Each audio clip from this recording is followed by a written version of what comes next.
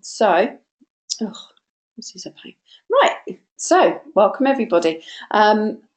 We are this evening going to talk a little bit about TomTom products, some of the TomTom products, and the ones that mainly relate to in-car. So Emma Beddoes, she is the Business Development Manager from Nemesis Limited. They are a distributor for TomTom, and she will tell you a little bit more about what they do in a moment, I'm sure. And she is going to run us through this evening some of the products. I'll just say now that if there are questions related to the L test, I will happily answer what I can. If there are any questions that anybody's got that Emma or I can't answer this evening, then what we have a grand plan. So we've been chatting behind the scenes before we went live. So if there's anything that you ask and we don't quite have the answer for you this evening, we're going to ask you to email me in and at training@driving.org with your question, and we'll see who is most relevant to go and answer that question, and we'll come back to you in a timely manner. So hopefully that's okay, and that's an okay deal. So Emma, did you want to say hi to everyone? Yeah, hi everybody. Thank you so much for your time and coming on this evening and listening to me yabber on for God knows how long. So I'll try and keep it as interesting and as formative as possible for you. So I've been working with the DIA, working on a range of products for you guys that are basically going to benefit driving instructors, but also potentially your learners in the future. So I'll go through and just give you a little bit about ourselves so you've got some background, and then we'll jump into the TomTom range and we'll follow off on a few little items as well at the end. So yeah, I'm ready to move on, Olivia. Yeah, okay. Right, as you guys will probably know, doing these web chats with us before, I'm driving, so to speak, so Emma will just tell me to move the slides on. Okay. Cool. So just a little bit about ourselves as a company, because I know you wouldn't have heard about us probably in the past. We've been established for 20 years this year, and we predominantly deal with cars market and the aftermarket and the distribution of goods into this market. So we have really close relationships with brands that we have worked for years. We are a number of UK distributors for a wide range of brands as well. I'm going to talk to you a little bit about Brodit that will fit in with the TomTom range, but we are also a TomTom UK distributor and a sole distributor for one of their main fleet goods. And we distribute into the retail channels, OEM, which is the direct car manufacturers. So we deal with those directly.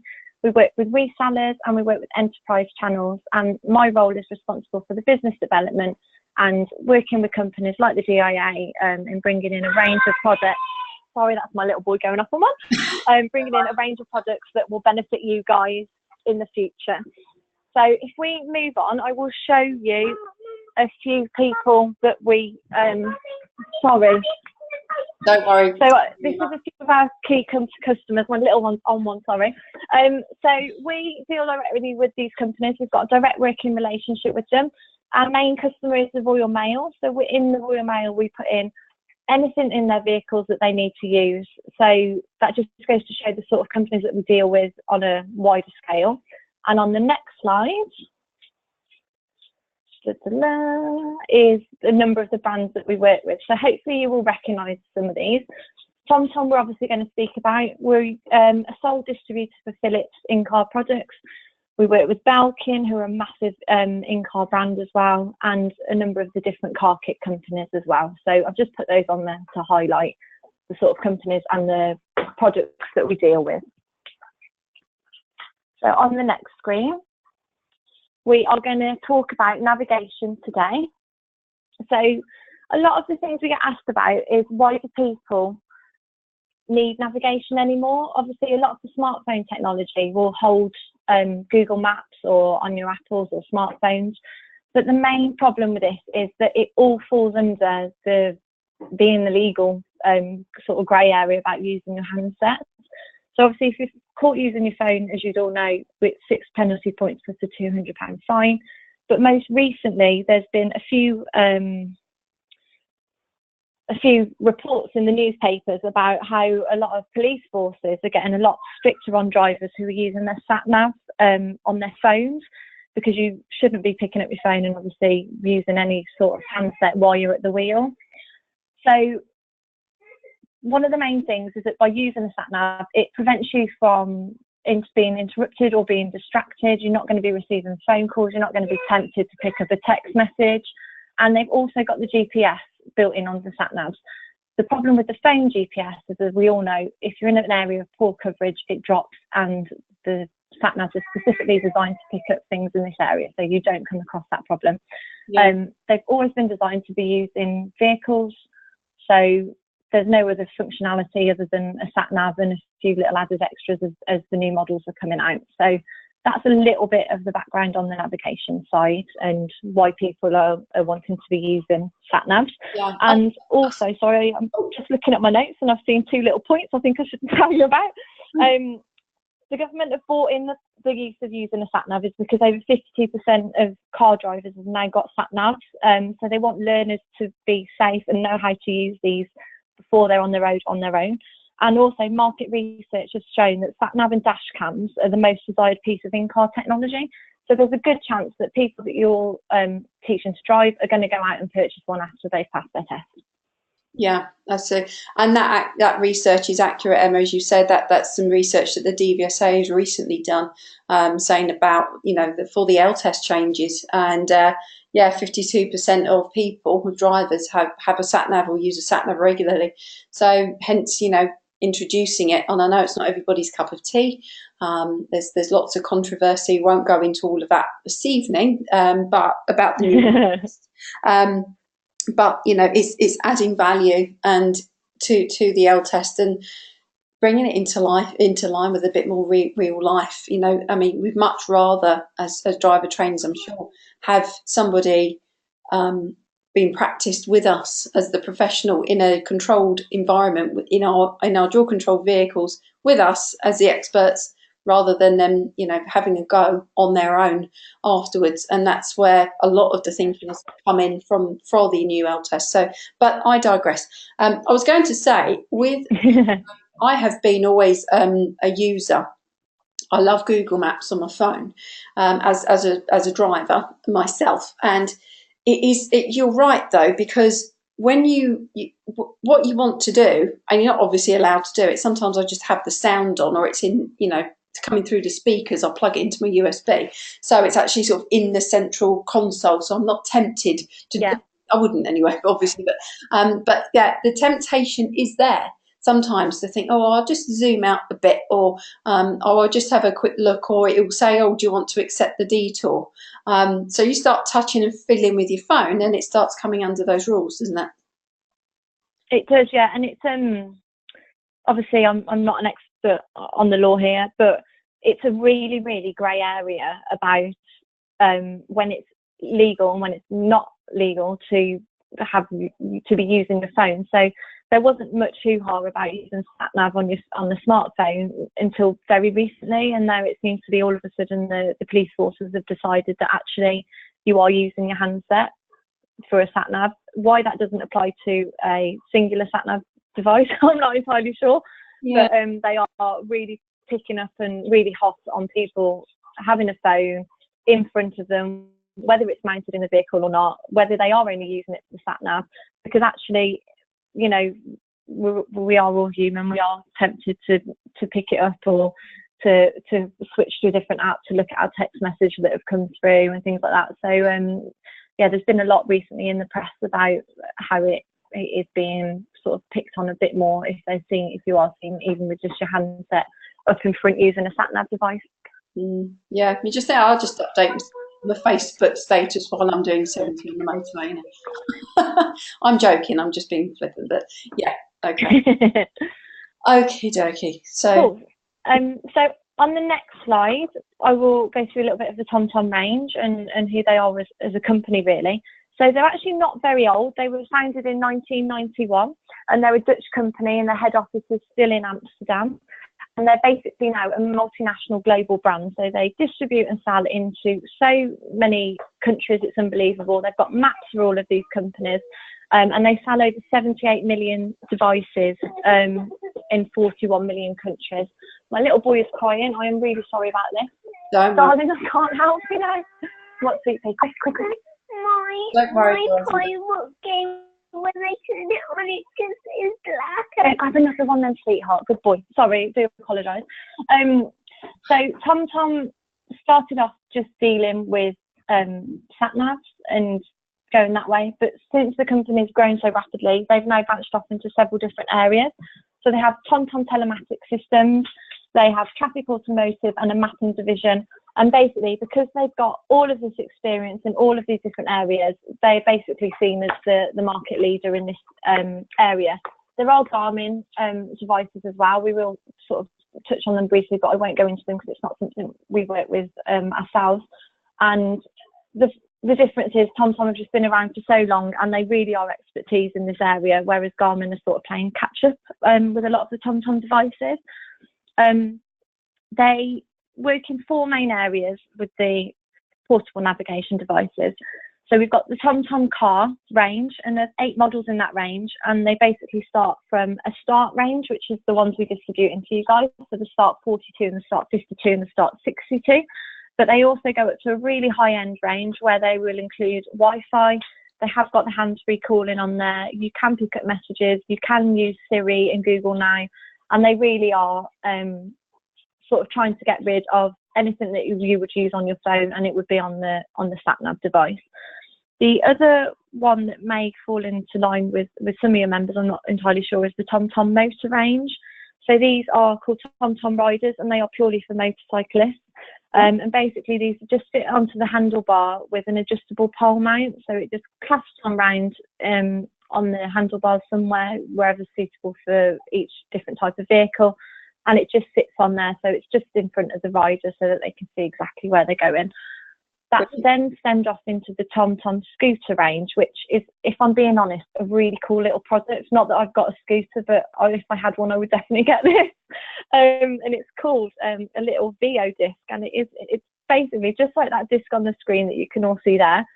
You have a TomTom app on your phone or in your smart device, and basically the information is streamed from the app to this little disc that sits onto your scooter screen. It's really smart and really clever, and I think it's a really sort of niche idea that they've gone into there. And then they've got the TomTom truck range.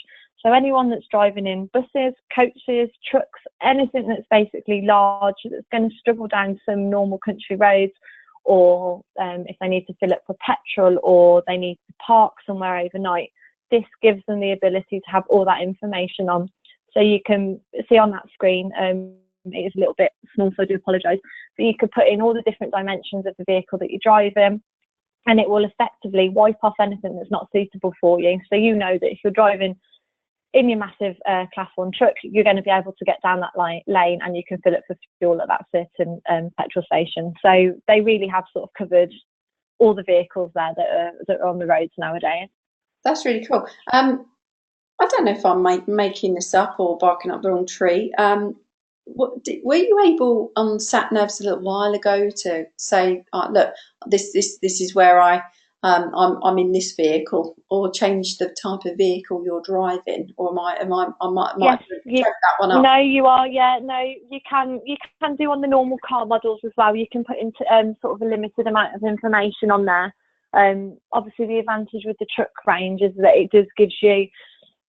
TomTom have points of interest, so basically you could click on the screen and say you need to go to a petrol station, but with the truck it obviously specifies it purely for that sort of type of vehicle, whereas the car range will give you everything, because obviously you can access everything in that range.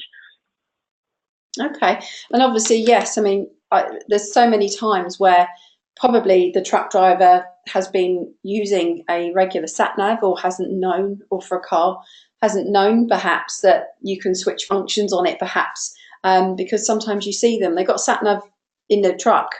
Yeah, they say don't, and you see signs as well that say don't follow down here if you're a truck or things, because they just can't physically get down there or turn right or anything. Yeah, I mean, I don't see it quite as much anymore, but I have seen it quite a lot, and it's probably going back a little bit now, but you know, where you just get like these vehicles and they're far too big, and you think, well, there have been some road signs to say weight or width limits or whatever, but they still try and squeeze them to Yeah. the corner. And I think, are they really kind of putting their whole trust in this thing?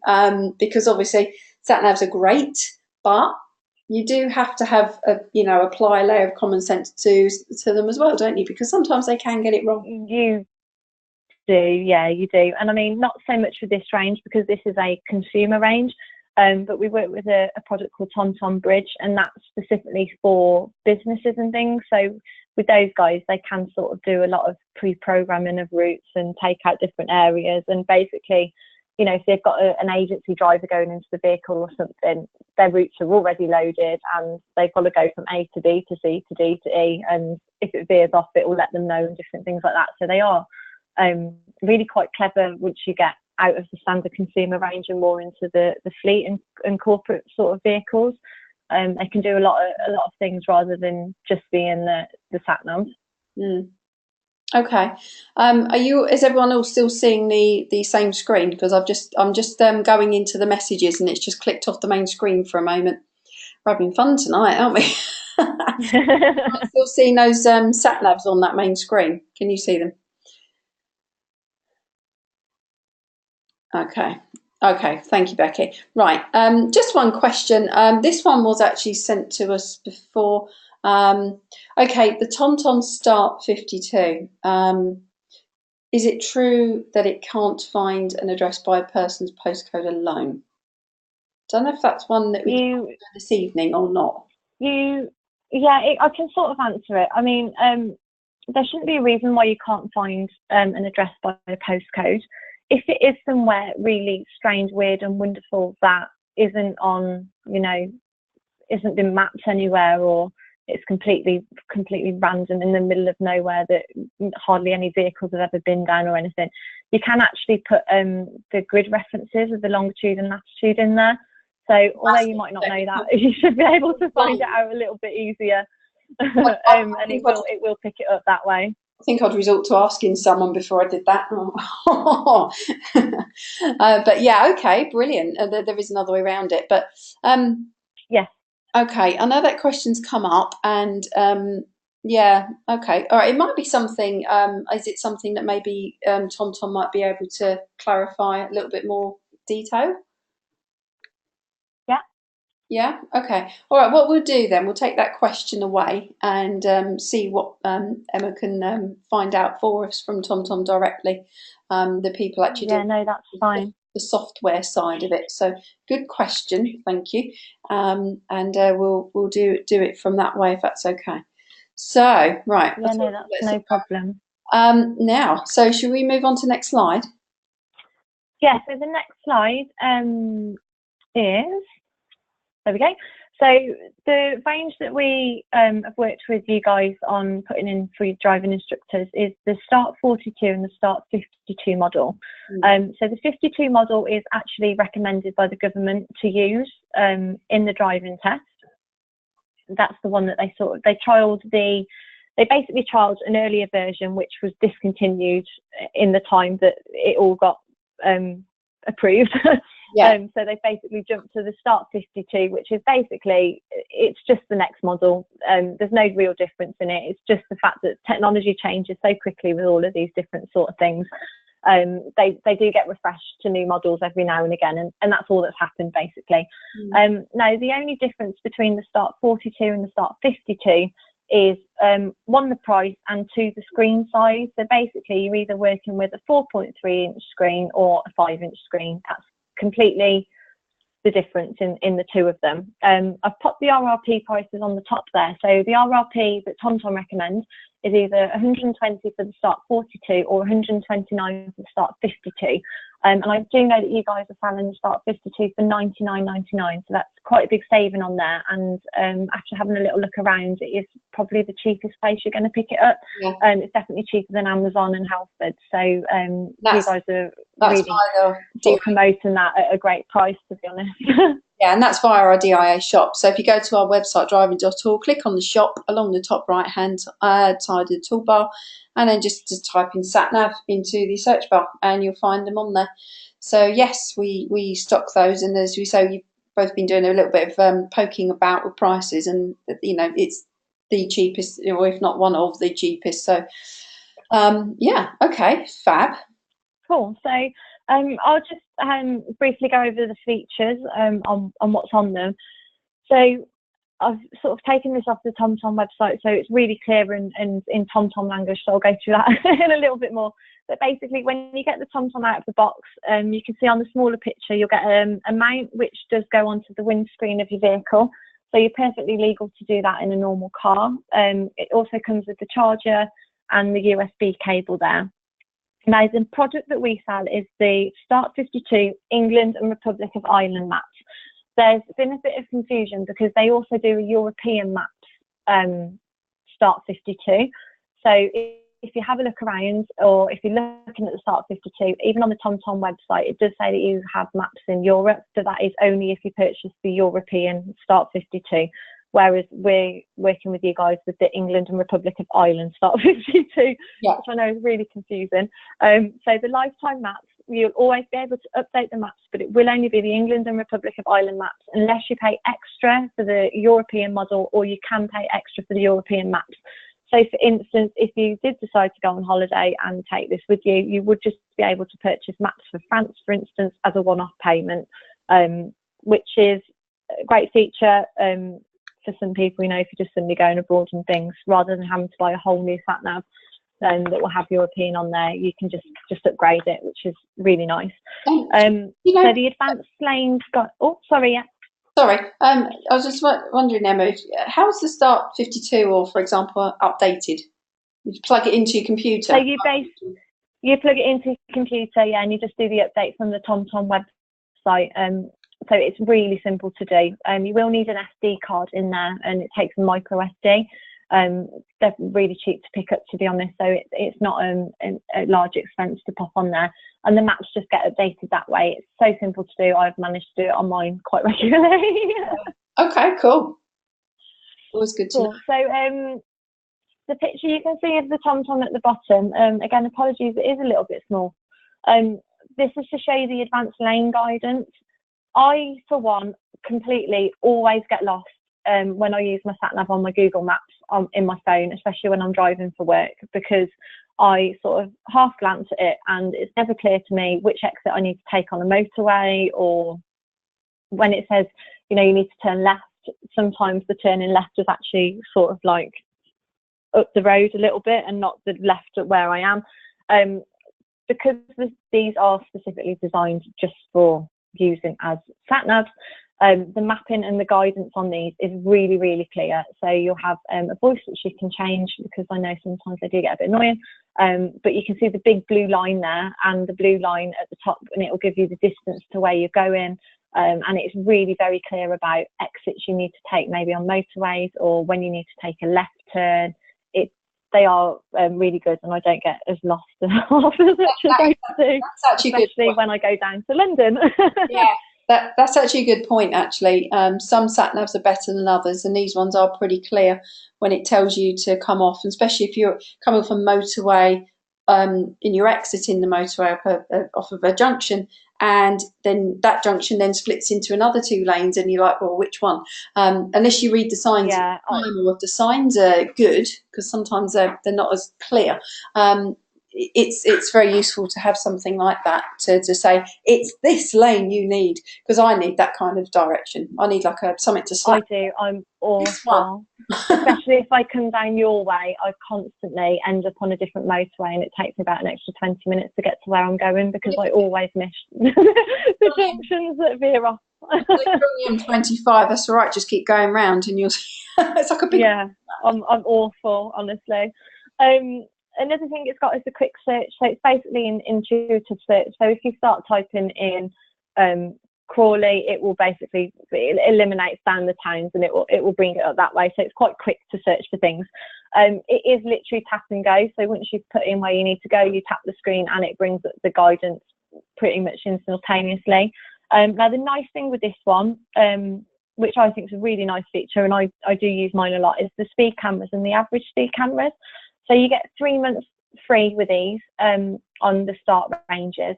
So for 3 months, it will basically alert you when you're approaching the speed camera, and it will flash up the speed on the screen as well, and also with the average speed cameras.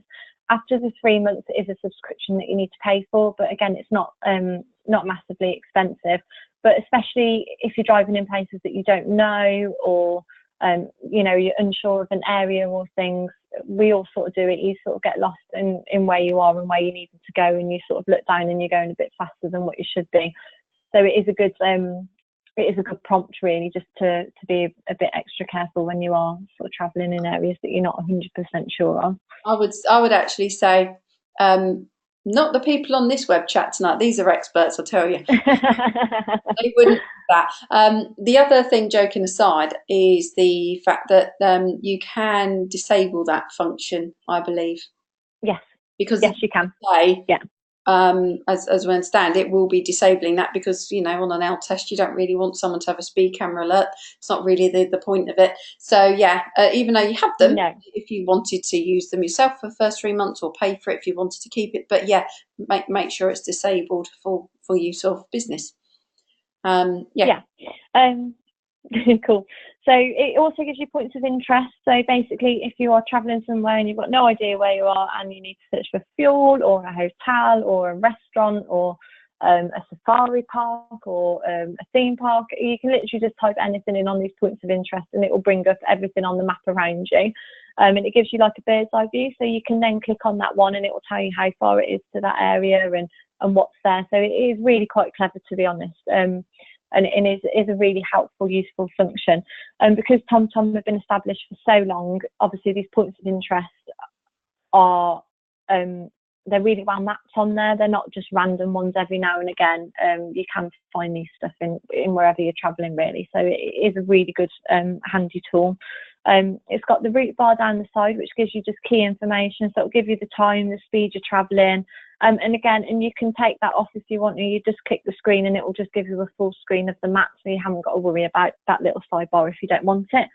You can save favourite locations as well. So if there's somewhere that you're travelling to regularly, you can just save it as home, for instance, or you can save it as work, or you can save it as wherever you wanted to. And you can literally just then go into your places and click on it, and it will know that information. You haven't got to type it in all the time, which is another handy one as well.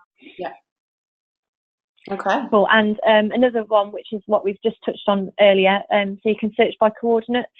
So any weird and wonderful places that aren't found by a postcode, you can put in the latitude and longitude of the coordinates and it will get you there. Right. Yeah, as a backup. Cool. And again, my routes, anywhere that you've been, I do it quite a lot. My friend lives in a really random place, and the first few times I went, I didn't have a clue where I was going, but because I'd been on that route, it was saved in my route, so I could just literally click in it and click on it, and it brought up the route to her house for me again. So that's quite a nice one as well for the route. Yeah. Maybe especially if you want people to go a certain way in the lessons, you can do a route in your car, you can save it, you can then just retrieve it, and the next learner can then obviously follow exactly the same route if you wanted them to. Yeah. Okay. With routes, can you pre-program them in like the DVSA have done and store them on the TomTom, as a training, so you've got a route, and you can do. So yeah, like the DVSA have done. Yeah, so basically, if you were going from point A, wherever you're starting your lesson, and you want them to get to point B, which is a certain place, for instance, maybe you want to practice manoeuvres or something there, you can save that route. And what it will do is, I know we had the question earlier, is that it will take you to that route by the shortest and quickest time. You can't preset the route to go past John Smith's house and somebody else's house, if that makes sense. You can't put in like 4 or 5 stops along the way. It will literally just get you from A to B in the quickest time period, but you can save that route and do it that way. Is there a particular say length of route, or is there any maximum, or if you wanted to from here to honestly, if you want to go to Land's End and save that route, it will save that route for you. It will pick up anywhere that you wanted to go. And if you want, like the DVSA are doing, they're starting at the test centre, and they Well, actually, Yes. no, so, well, if they did do it at that part of the test or whatever, then yeah, I mean, but they wouldn't use it. Sorry, ignore that. It's just me being silly. Sorry, ignore that. Scrap that. It's late. But yeah, it is a good one because anywhere that you've been, it will save it and you can just retrieve it and you can just pull it back up. So it's quite a handy tool, to be honest. Yeah. Okay. Do you need to purchase a micro SD card to start, or later on when the map updates say exceed? Yeah, you would do it at a later date, and that's something we can speak to you guys about, maybe putting in as a package with you. But to be fair, SD cards are so cheap nowadays. Yeah. It's not an expense of more than about £5, if I'm being honest, for an SD card anymore. So it's really, really not that expensive. No. Okay. All right. There's just a couple of questions that are coming in. No, that's fine. Is there, someone's asked, is there a maximum number of times per year that the UK maps are upgraded, or is it much less than, say, yearly or every 18 months or every few years? That's a really good question that I'm not going to lie or try and blag my way through. I will go back to TomTom with that one and ask how frequently they are updated for you. I personally update mine about a few times a year. I think if you're travelling in a local area a lot using it, the roads don't change, do they, if that makes sense? The routes, you don't suddenly get a one-way system very often put into towns and things. So I would say if you're just using it out and about in an area that you know, it's probably not, you wouldn't need to update it that often. But definitely if you are driving further afield and to areas that you don't know, I would probably recommend updating it a few times a year. But I will get the correct information with how often they update that for you guys. And then send it to me, and then I can whiz it out to these lovely people. Yeah, no, that's fine. That's no problem. Okay, that's brilliant. And sorry, and are you right to do one or two more questions, or? Yes, of course, yeah, no problem. Okay. I'm assuming you can do. You can select things like miles or kilometres. You can set those things on it. You can, yeah, you can have it in miles or kilometres, yeah. Okay. Is the fitting? Any tips or recommendations? Is the supplied mount suitable for all cars? Yes, the supplier's mount is suitable for all cars. It basically is a little disc, and the little disc just goes onto anywhere in the vehicle. So it can go on top of the dash, it can go on your window screen, it can basically go wherever's best in your car for that vehicle. So one of the things I'm going to talk to you. Yeah. Oh, sorry. I think. Yeah, one of the things I was going to mention was actually the mounting, because we do different mounting solutions for these. And one of the benefits is, I don't know if you can see on the picture at the top that person there, that is a left-hand drive car. I don't know why it's a left-hand drive car. But the person in that vehicle has obviously put it on top of the dash. Now, these will need to be plugged in. They will need to be on charge. Depending on the type of vehicle, having a cable dangling down isn't always the best solution, should I say. It can probably be a bit distracting, especially to maybe learner drivers that aren't used to having anything other than the steering wheel and controls in front of them. So we work with a different brand called Brosit, which is on the next slide. Are we all right to move on? Yeah, hold on. Yeah.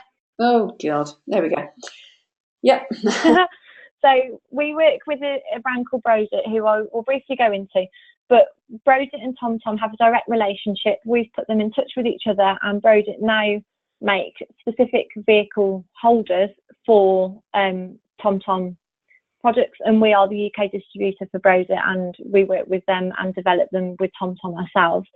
So Brosit are a Swedish company, they've been established for 20 years, and basically they make a number of different holders that can be for smartphone tablets, they can be adjustable holders, they can be locking cradles, and they also do different mounting solutions. So on the right hand side picture, you'll see that there's like a little clip. We call these clips Pro Clips. And basically this little platform will give you the ability to put any device onto that Pro Clip. And it just makes it a little bit neater than being on top of the dash or on the window screen with the cables trailing down across the vehicle. It puts it in that place where you can still see it, but it's out of your way, that it's not going to be basically annoying you, to be honest. and in the middle you'll see that that's the back of a TomTom, which is a really interesting picture. But that little clip at the back effectively just clips into the TomTom, and it will then clip onto that Pro clip. So it gives you the opportunity to just basically click that TomTom on and off that Pro clip, without having to faff around with taking the mount off the dash or taking the mount off the windscreen and having a sticker mark or anything along those lines. It's basically just a plug in and out solution. Yeah, I mean there is that's a great solution. I think there is the obvious security thing, though, isn't it? I mean, people don't like the ring on the windscreen because it looks messy. No. Everyone's got a lovely clean windscreen because we have to as ADIs. And also it's the, hey, I've got a sat nav possibly in the car, and so having the sort of left on you. If it was me, I'd take it out, but I shouldn't imagine. I imagine they'd be fairly robust that you could do that. Yeah. Sort of a few times. Okay. Yeah, you can with the Pro kits. They literally just plug in. So if we go on to the next screen, it's not a very interesting one. Sorry, guys. But basically, this just shows you how the Brodit solution works. So basically, you can find a holder for your device, which you can see on where I've enlarged that a bit. So you can click on the TomTom solution, and you can also click which TomTom you're using, because it might not necessarily be the Start 52. It could be a different model, or you could also search for your handset if you wanted to, or a tablet or anything. But then it's also vehicle specific. So I've just clicked in a little Ford Fiesta here. So you just click in the model of the vehicle, the make of the vehicle, the model of the vehicle, and also the registration year, because we all know the dashes change so frequently. And that will then give you basically a tailor-made solution for your vehicle and which device you are using. And it will give you the option to select an area of your Pro clip. So a lot of the vehicles have 3 Pro clips available. So there's normally one on the centre, on the edge somewhere. There's one on the A-pillar mount, which is a really nice, tidy little place to tuck something away. And it will give you another option as well. So it just gives you that option that if you don't want it on the window in the way, with the wire trailing down, you can tuck it in somewhere nicely in your vehicle, and tuck the wire away if you wanted to as well. So it's just a nice tidy solution really by doing it that way. Yeah, that's great. I do love this actually, because as you say, dashboards do change every year or every couple of years. It's the same car, but a different model. The air vents and things change shape, and you think, now what do I do? So I think that's a really great. Yeah, they're really popular, to be honest. I've put this in there because it is relevant to the TomTom devices, but our main business is around this Brodit brand, and literally the amount of crazy solutions we have in like all these different fleets and all these different types of vehicles is unbelievable. And they are really sturdy devices, like little clips. They're all if that makes sense. You actually disappeared for a second there. Make these. Sorry, that last bit. Yeah, so where did you... Oh, she's gone again. Oh, hello, I'm here. Can you hear me? I don't know why that's dropping. It yeah, so what was that? Sorry, Olivia. Said it doesn't want you to say that bit, obviously. I know. I don't know why. But yeah, so they're basically it's a plastic solution, but it's really, really strong. These guys only make this sort of products. They haven't diversified off into anything, so they are specialists in their area. And basically, it's a self-install product, and it does just literally clip on and clip off. It doesn't damage your dash in any way. So if you're maybe leasing a vehicle or renting a vehicle, there's no damage that way. And, you know, if you change your vehicle, you just can purchase a new one, and the TomTom will just clip back into it. So it is a really neat little solution. How much are they? Do you, as a rough guide, do you have any prices? RRP is around about £18, which may seem like a bit of money, but once it's in, and it doesn't damage, it doesn't break, it's all the rest of it. So they are worth their money, to be honest. Okay, brilliant. Next slide. Cool. So we're sort of diversifying a bit here.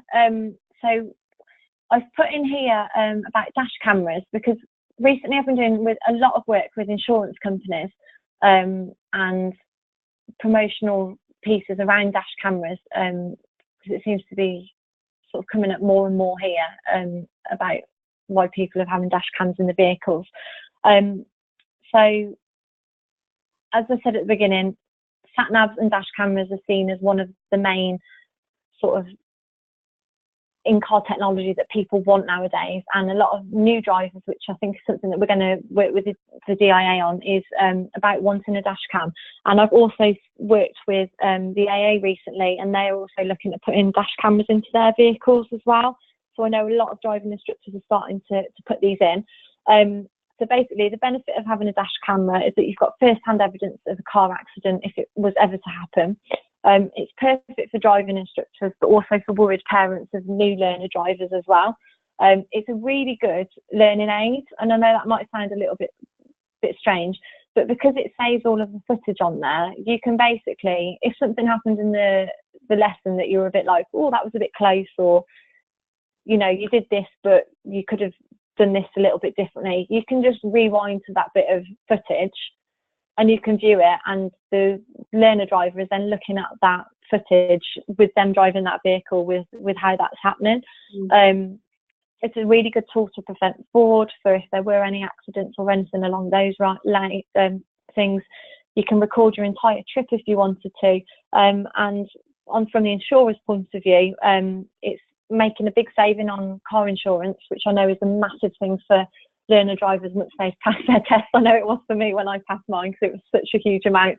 But basically, drivers that have got dash cameras in their car, if there was an accident at all, the benefit of having it from the insurer's point of view is that it speeds up the claim process literally from months to days.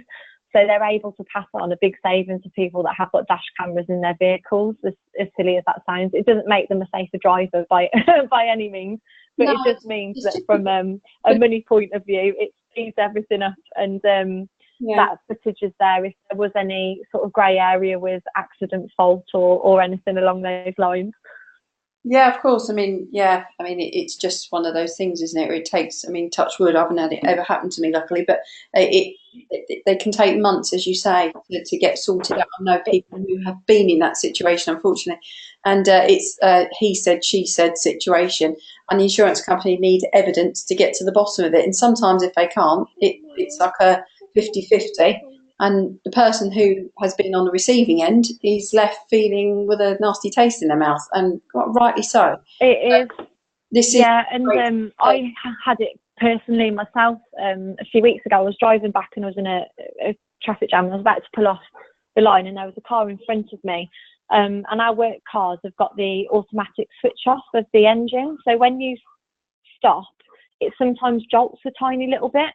And this woman in front of us, because I think the car jolted, even though we didn't touch her, she got out of the car all raging at me, like, you've hit my car, you've touched my car. I was like, we really haven't, because I've got a dash camera here, and if it was to hit you, it would automatically alert me that there's a collision and it will record everything. I was like, so I know it hasn't. I was like, it's just the fact that the car sort of makes a little bit of a pull off when you pull off on it. So it's the whole blame culture, isn't it, which is really not great, if I'm being honest. And probably from you guys as driving instructors, the definite one I would use is that it's cover for yourselves. Most definitely, you can record your entire trip, and you can use it as a learning aid, which is a really great tool. And if you do go onto YouTube and just search for dash cameras in driving instructors' cars, there's loads of little montages where, you know, somebody's maybe just pulled out on the learner driver, or they've caught something that the driver hasn't done, or nobody else around them, but they've got it on their camera, and they've been able to show that to their learner and then say, right, what would you have done in this situation, maybe, for instance, or what would you do differently next time? Because there are all situations, even now as I've been driving for like 20 years, there's always situations that crop up that you've not come across before. So it's definitely a good tool on that side of things. Yeah, as you say, it is a great reflective tool, because sometimes learners or people, they can't always remember detail because something's happened, and then sometimes you can't pull them over straight away depending on where you are. And by the time you pull them over, you're safe and legal. Then you want to then obviously discuss what's happened, and sometimes details lost because they've had to deal with other things since then to get to where you are now. So it can, Definitely. and especially if something sort of worried them a bit or frightened them, all sorts of things can happen to their memory. So it's just a case of, have a little look at this. Let's see, let's have a little bit of feedback on this. And would you have done anything differently? Or it's just all about evaluating that, isn't it? And us getting the Yeah, learners to. definitely. And I've got a friend whose husband has never had any interest in driving, and he's recently decided to go and do his test. And he failed his test 3 times. And every time he went back and told us that he'd failed, it was always because somebody had pulled out in front of him. I was thinking, 3 times on a test, like, that's either really bad luck or you're maybe not stretching telling the truth there a little bit. But with things like this, it gives you that opportunity to review, your lesson and what you're doing with your pupils and what they're doing. And it's a different type of learning tool, isn't it, really, I suppose, Yeah. which is always a good thing. I mean, for training, they're great. L tests, yes, you can have them on. I think most people know the rules by now, but I'll just repeat them. If you can have the cameras in your training vehicle, if they forward facing, so outside of the windscreen, or rear facing, so outside of the rear screen, and the audio needs to be switched off inside the vehicle. So Yeah. other than that, you're pretty much good to go. So yeah, just thought I'd chuck that one in there. No, that's great information, because I personally wasn't aware of that, so that's always a little nice one for me. I'm going to make a note of that a bit later. So on the last slide, which you may or may not be pleased to know is the last one, this is just a few of the projects that we work with, that we're discussing with the DIA, about maybe making an opportunity for you guys to be able to purchase them directly from the shop. But also something we're keen on doing is looking at new learner packages, which is something that hopefully we can bring in the future. But features on these is pretty standard on most cameras nowadays, other than the really, really cheap ones that you might pick up at Tesco's petrol station when you're for £9.99 or something. So it's full HD, so the video quality is obviously good enough to see what's happening and pick up number plates and different things like that. A lot of them have night mode, so again, driving at night time, you're going to be able to pick up any footage there. They will automatically start recording when you start your vehicle, which is perfect. As I discussed, the collision detection. So on a lot of them, if you were to have a bump or a bang, or somebody was to drive into you, it would basically pick up that collision, and it would basically just start automatically recording. It records, I should rephrase that actually, it records all the time when you're driving, but if you were to have a bump or a bang, it will pick up the collision on it, and it will basically take 10 seconds before the incident, or 20 seconds depending on some of them, and it will basically keep on going, and it will save a certain amount of time, and it will put that on a saved file that you cannot delete until you go into it and delete it.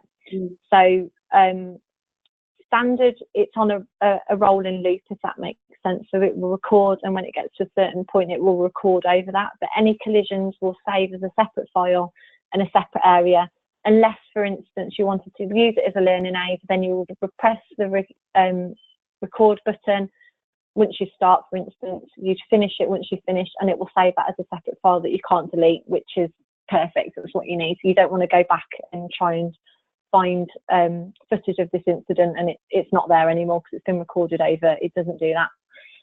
There's a fatigue index and a driver alert, so they're quite clever nowadays.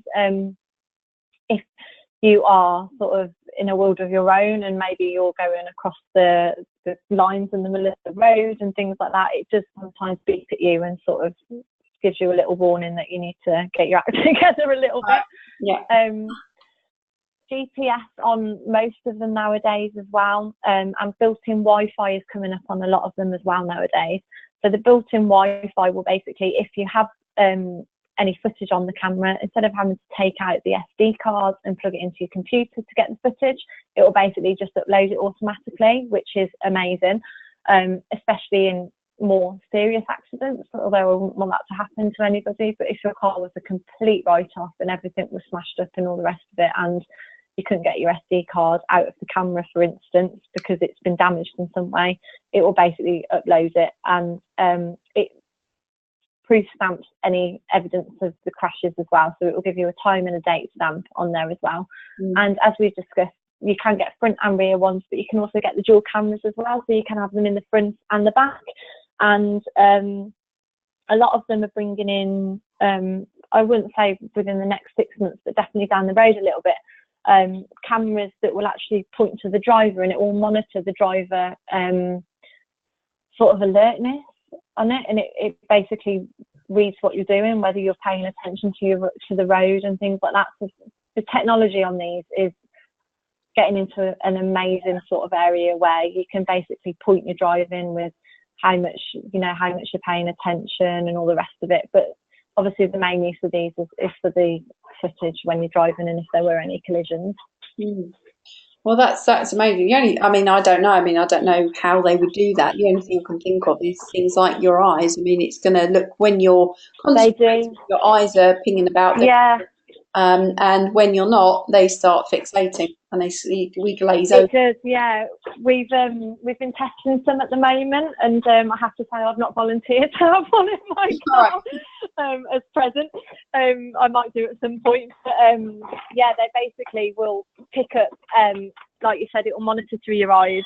It will see how responsive you are to things, how much, and a lot of them now can, pick up, especially in the fleet world, which we're finding is moving over to the consumer world, and it can pick up like your braking harshness and things like that. They're unbelievable, honestly, the way the technology is moving on them. It's amazing, absolutely amazing. Well, okay, so would you be okay to take a few questions, or well, some of them are probably at me equally, so we'll go. No, that's fine. Quite a few of you asked how, this is one for me, how will the examiner mount the sat-nav for the duration of a driving test? So those of you who haven't caught up with it yet in our webinar section, so log into the website, go to the previous webinars. There was one about L-test I did with Graham O'Brien from DVSA. Excellent talk he did on the L-test, reasons behind the change, the consultation, and adding value to the test and risk and goodness knows what. And they are going to use sat mat, so it's going to be initially they're going to look to mount it on the centre of the dashboard on the mat. They're going to have a rubberized mat. They are looking, he said, they are going to have an additional battery pack on the back of them, so they're not going to be unplugging your things like cameras or whatever in your car. They shouldn't need to do any of that. So the sat-nav should be able to support itself from a power point of view without interfering with your vehicle in any way. It will be mounted on the centre of the dashboard at the very beginning of the test, and it'll be running in terms of, you'll see the map on there.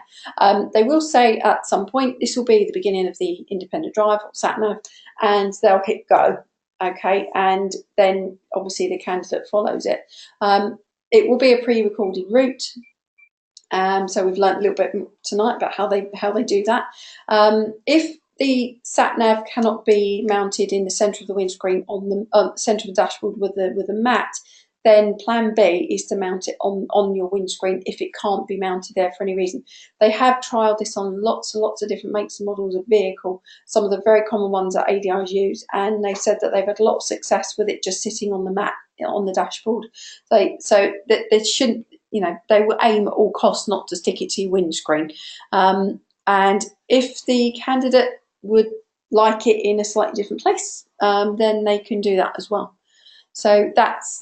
But I would advise going in, listening to that L-test changes, and there's one as well on part 3, and there's loads of them on there. So hopefully that one's answered that one.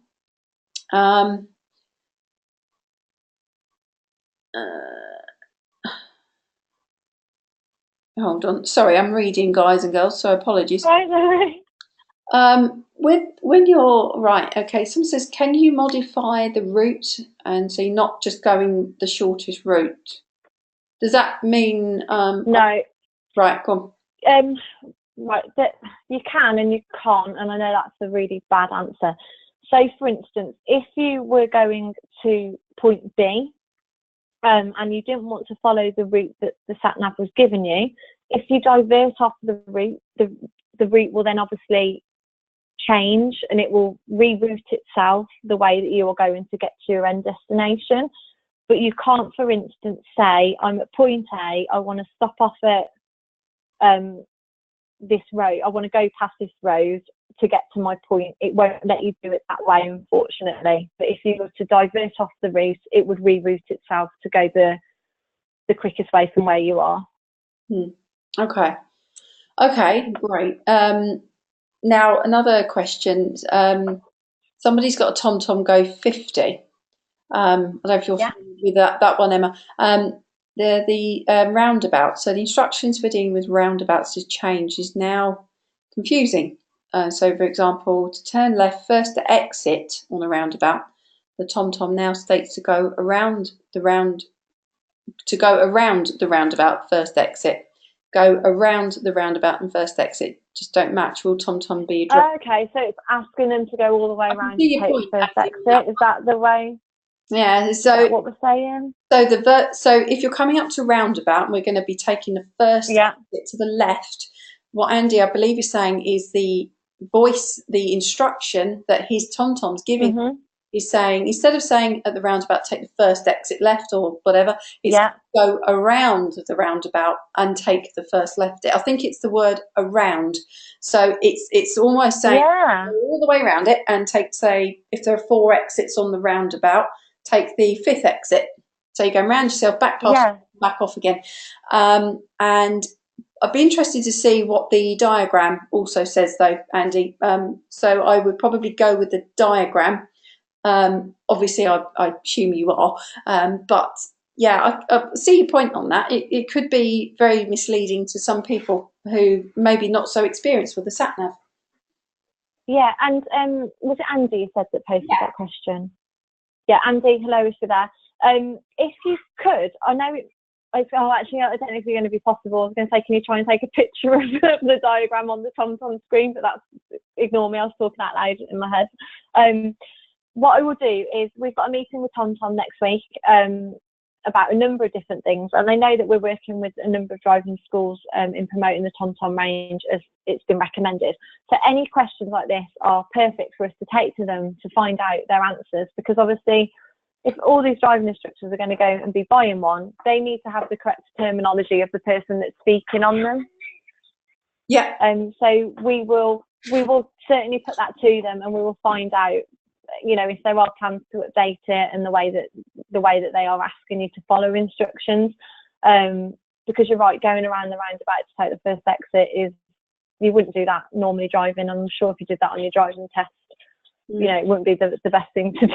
The misleading direction. And it's really weird, isn't it? Yeah. An examiner or an AD, I wouldn't give that direction. But contradicting with the diagram probably. Okay. Rob's asked, can you pinch and zoom? Yes, you can. Okay. Yeah, so you can zoom in on a certain area so that I do it all the time because my eyesight's really bad and I'm quite bad at listening to instructions. But you can literally zoom in on an area of the map or make that area bigger. Of course you can, yeah, that's fine. Is there a battery option on some of these sat navs, or does it need to be physically plugged into the car? I mean, obviously DVSA have an additional battery pack, they've said. I'm not quite sure. Yeah. That's standard for everybody. TomTom do it. Yeah, TomTom do sell different accessories, and the battery packs are on their main website. But the standard battery life on these is between an hour and 2 hours if you were to not have it plugged in. So I would say, obviously, you're going to be using it a lot. You are going to probably need it plugged into your cigarette lighter. Yeah. Okay. All right. But if you are quite hands-on with cars, the cables are really long on them. So you can, if you know what you're doing, get it tucked away behind behind the interior. It is simple to do if you know what you're doing, but as I said, I personally wouldn't have a clue, but all the guys at work seem to tuck away all these cables and just have it still plugged in, and it looks amazing. So there is that option as well. Okay, cool. Alison's asked, do you sell the double adapter for the cigarette lighter power socket, so if you've got a sat nav and a dash cam?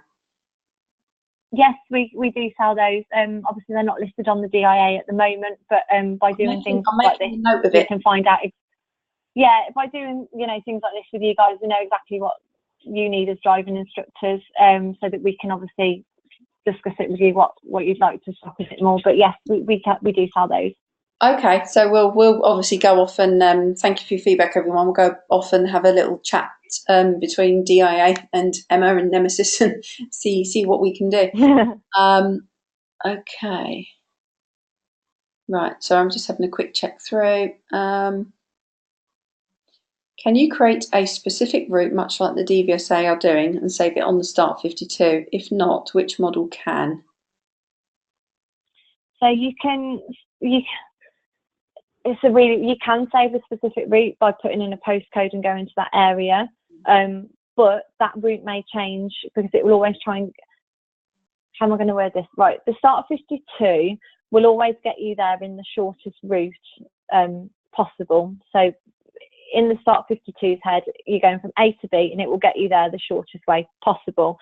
In the higher up models, they have something called TomTom traffic. So TomTom traffic is basically a live feed of anybody that's got GPS and TomToms and things in their car. It feeds all this information back to this highly intelligent system. So for instance, if I was going from A to B and my shortest route was 10 miles, for instance, but if there was a car crash at mile 3, because of TomTom traffic, it would automatically divert me around mile 3, even though I might end up doing 15 miles, that would then be the quickest route. Does that make sense? Okay, yeah. So the Start 42 and Start 52 and Start 62 don't have that option on it. The higher up models do have the TomTom traffic on it, but the TomTom will always get you from point A to B in the shortest route possible. You can put diversions on there so you can avoid toll roads and motorways, but as to setting it from going from A via this place to get to B, no, you can't do that on any of them unless you go into the professional range and pay for somebody to develop the software for you. Right. Okay, thank you. Alison said some cameras, so there's a power delay in some newer, some of the Corsas, Vauxhall Corsas, when the engine goes off. So, for example, after a stall. So, okay. Not sure how a TomTom would respond. I mean, I don't know. The Vauxhall Corsas. I don't know. That's not something that I've been fed back before, asked before. So I will certainly try and find out the information for you. So once it's stored, I'm jotting all of this down. Sorry. Yeah. So theoretically, the TomTom has a 2-hour battery life. So even if it was plugged into the cigarette lighter and the power went in the car, the TomTom power would still be on because you've not physically switched that unit off. Right. Okay. So it shouldn't affect it because you've got that 2-hour window of being able to use the TomTom without a power supply. So I would say that it shouldn't affect it, but I will double check, so I don't want to give anybody the wrong information. Okay. Quick close question. Does the Start 52 come with a case in the box? Well, that's a very good question. And to my knowledge, it does, because they always come with little fabric pouches. So yes, it should do. Okay. All right then. SatNav displays the vehicle's speed. However, on my vehicle, there is disparity between the speed displayed on the SatNav and shown on the speedometer. Okay, so this one here, as I understand it, yes, there is. The SatNavs generally show a slightly lower speed, as I understand it, as memory serves as well, in miles per hour. Oopsie, in miles per hour. Because of that's a little bit more accurate, I believe, because the speedometers can become a bit more inaccurate, as I understand it, without getting too technical. And also, not to say anything against any sat nav, but I do know, and I've had experience of fairly new ones, and I'm not. It's not a TomTom, so but where it doesn't actually relate to the vehicle's. To the speed limit on the road. It's given it to me wrong. and we demo cars as for our reviews and magazine, and there was a couple of car manufacturers. It was just a brand new car, and it wasn't it was a built-in one in the vehicle, and the software on it was saying that this road's a 40. So on the sat nav, it was saying this is a 40, but there were clearly 30 signs. And it looked like they were round, the big roundels, the painted 30 on the road. They weren't newly painted, they were pretty old. So it's things like that, that they can be a bit of a, well, what one do I believe? Obviously, road signs, that trumps everything. In terms of speed, I would always say you go with your speedometer on your car. Yeah, I'd agree with that, to be honest, as well. That's his job, isn't it? If that makes sense. So yeah, I definitely agree with you on that one. Yeah. Okay. So right. Oh goodness, right. Yeah. Okay. Stu's just said the Go. Is that Go 52 or Go 520? Says cross the roundabout first exit. Yeah, it's just coming. Somebody else has just commented on the terminology used, which isn't brilliant with some of them, obviously. Yeah, that's one we picked up earlier. So I'm going to go and feed that back to TomTom when we go back, when we speak to them next week. They know that we're having this webinar today, so they are expecting me to go back with a handful of questions. Yeah. But yeah, it's the terminology that they put on it, unfortunately. So I will find out if there are any plans to change that or to address the way that the sentences are just the instructions are put out to people, really. We know as experienced drivers that you wouldn't cross the roundabout, but obviously somebody that's new in a vehicle, who might be a little bit panicky and things, might not have that faith in their own ability to ignore that instruction. Yeah, and obviously it's another good reason, another benefit for instructors doing the training on this, you know, to address things like that whilst those issues are still there and before they're ironed out. Okay, on the test, is the vocal on or do candidates follow map? Right, okay, thank you, Paul. They can do, it'll be both, but the candidate can say, I'd like the sound off, and they will just follow the map, or vice versa. So it's entirely up to them. They let the examiner know. Does it auto zoom when you're approaching your turn? Yeah, I understand. So, and sometimes when you're speeding up or slowing down, it can zoom in, zoom out. Anything like that you know that it does, Emma? Yeah, it does. So if you're going approaching a left turn, for instance, it sort of zooms in a bit on the screen so that you can see that area of the road more clearly on the screen. Especially, for instance, if there's a couple of left turns or right turns that are close together, it's always a bit awkward sometimes not knowing which one it is. So it really does, which is why it's got the clear map guidance as well, the lane guidance. It really zooms in really quickly, and you have a bright blue arrow literally on that area where you've got to turn or take that exit on the motorway or anything along those lines. So it does zoom in for you, Yeah, okay. So, okay, going back to programming routes, someone's just asked again, why can't we do it? But I don't know when this question was asked because I'm only going back to the questions now. Sorry, guys. So obviously DVSA can program the start 52 for a route, for a specific route. And so someone's asked, why can't we do that? I'm a little bit unsure about this one, and this is what I'm going to put to them, because if they're saying that they can pre-program a route, they can't pre-program a route to my knowledge of saying that you take a left turn here, you take a right turn here, you drive 2,000 yards up the road, you need to take the second exit at the roundabout. My knowledge of them pre-programming in a route is literally you start here and you end up here and you follow the sat nav to get to that destination, which is exactly what anybody with a sat nav can do. I don't think, and again, I'm going to 100% check this because it's not possible on TomTom's, to my knowledge, and to my colleagues' knowledge as well, because I did check this one today with a few other people, that they would be able to say, you need to take the first left turn, the second exit at the roundabout, the fourth right turn, just go straight ahead for 1.5 miles, take a left turn, and now you're at your destination. honestly believe it is just the fact that they will say, we're starting here, we're going to this postcode, and you will follow the TomTom route that gives you to get to that destination. That's my understanding of it. And I am going to ask this question because I know it's come up a couple of times, but I don't think they've got the capability to be able to program every single turn to get to that end destination. Oh, just to chuck a spanner in the works, Martin said he's got to start 50 and he can record a route. Yeah. You can record a route. Yeah, he said you can. To follow that to that point. Yeah, you can record a route, but you can't.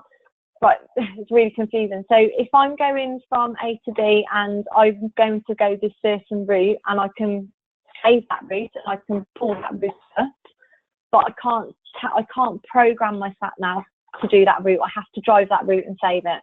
Sure, yeah. And then bring that up as a route. You can't program them to go left, right. You can't sit there at your kitchen table programming it. You'd have to say, right, in your car, start your engine, say, right, start here, I'm going to go there and I'm going to drive this way to get to that point, and it will record it. Yeah, so and I think this is where the confusion is with it. The programming is literally just putting in, I think this is where the confusion's lying. The programming is basically, I'm starting here and I'm going to this postcode, and TomTom will tell you the route to go. Obviously, if you know the area, and especially as driving instructors, if you know that person is going to do a certain, as my driving instructor did like 20 years ago, he used to drive me around areas that he knew that I would go on my test, so that I knew where I was going and I was familiar with those roads. So if you know that your pupils are going to be driving these certain areas on your test, you can definitely put in your postcode where you're going. You can veer off the TomTom route if you wanted to, but you can save that route, and then it will always give you those directions. Yeah. So that's saving the route. That's not programming a route. That's the main. That's the difference. That's probably where, as you say, some of the confusion. I think it is, yeah. Because as I said, there's no way to program we're going left, we're going right, we're going third exit on any of them, unless you go up into a £600 unit, which then you'd have to pay somebody to develop software to put on it to be able to do that for you. So I think that's where the confusions come in with them. Yeah, there is. Do they pre-program via recording the route? Yeah, they do. John's just asked that question. It seems to be facility on the start 52, or am I confused? Yeah, there has been confusion around this, John, rightly so. So we're all a bit like, I think it's just understanding the question. So yeah, you can't sit there and go, right, and sit there with your sat nav in your hand and say, right, I want to go here, I want to go there, and tell it what to do. But you can physically drive it. It will save that route. And then if you veer off that route, so a learner would on a test, or you might do, then it will reroute you back onto that route. I think that's what we're saying, isn't it? Yeah. Okay, yeah. Okay, that sounds about right. Brilliant. Okay, apparently on the Go 520 you can select Go Via, etc. Okay, all right. So there are different models and there are different things. I'm not familiar with the Go. Yeah, there are different models. The start range is the entry level range. So you have got minimum specs on there, if I'm being honest. That's what they recommend for you to use. But obviously, the nice thing about the TomTom is if you get the start 42 or start 52, or you went all the way up to the full-on commercial pro range, the screens are exactly the same. So if you were going to be using a TomTom 5200, which is one of the top of the range consumer models, your pupil would recognise that screen in the Start 52 because it's exactly the same. It just has all these additional extra features that you don't get on the Start 42s and Start 52s. I'm sure with some other models you will probably be able to, I mean, with the different models and the different things that you can do with them, like different manufacturers of, sat navs, I mean, they're all going to have their own little quirks and functions and features, aren't they? So if that's something which you want to sit at your kitchen table and program it in, if that's important to you, then yeah, I mean, it's probably available on something else. I mean, someone's mentioned maybe one of the Garmin's, you can do that. I don't have the in-depth knowledge of those. Neither do I with these. That's why I've got Emma as the expert on these.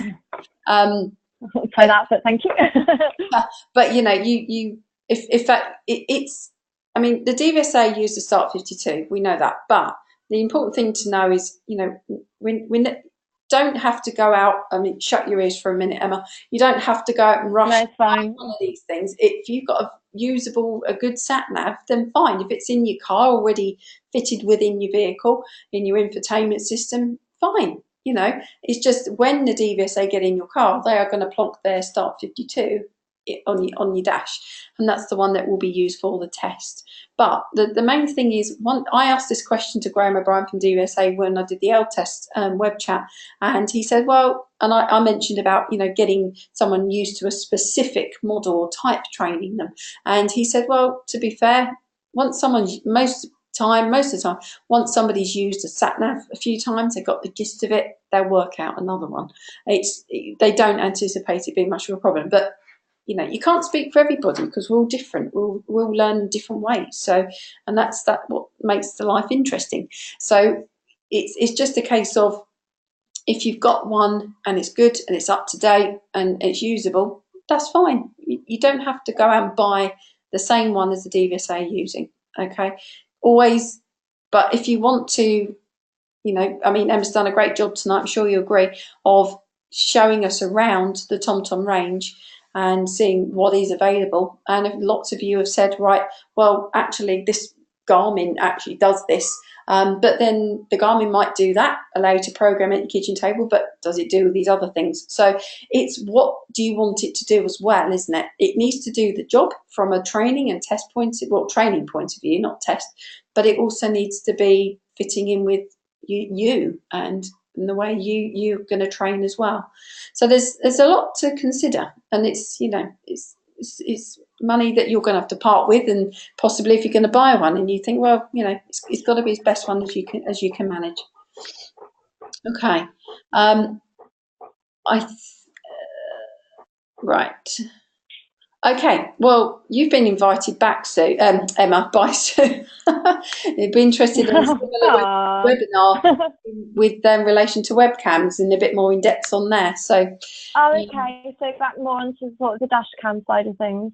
Yeah, so no, maybe you and I can talk about another one later. Oh, that's very nice. Thank you, guys. Okay, all right. Well, that seems to be the end of your questions, guys and girls. So we'll wrap it up, I think, unless anybody's got anything else to add on that. But at the moment, oh God, this is jumping all over the place tonight. It's probably me. But just like to say to everybody, thank you for attending. Thank you very much for your brilliant questions. They're great as ever. There are some questions that Emma and I will go away and find out, and we will talk amongst ourselves and come back and share that with you. Probably be an email to this group, or we might just pop it in a magazine somewhere like that where you can find it easily. Thank you as well, Emma, for your giving up this evening and being so knowledgeable about this, and for putting all of that into a really understandable, great visuals, great graphics on there. We do like to look at nice things like that. So no, that's fine. I just hope it was beneficial for everybody. And if there's any random questions that you think of afterwards or anything like that, just let Olivia know and we'll get the answers for you, as she said. And hopefully I'll be back with dash cams and some interesting footage of people driving them, using them in their vehicles. Yeah. Sure. No, I mean, that's brilliant. I'm just having a quick look at the chat box again. Lots of thumbs ups and stars, and thank you for the great chat tonight, Emma. So thank you so much. And thank you, guys. I think we'll call it an evening there. So hope you have a lovely rest of your evening, everybody, and have a great day tomorrow. It's Fun Friday. We're almost at the end of the week. So, and keep in touch with us as always. Thanks, everyone. Thanks, Emma. Thank you. Bye. Bye. Bye-bye.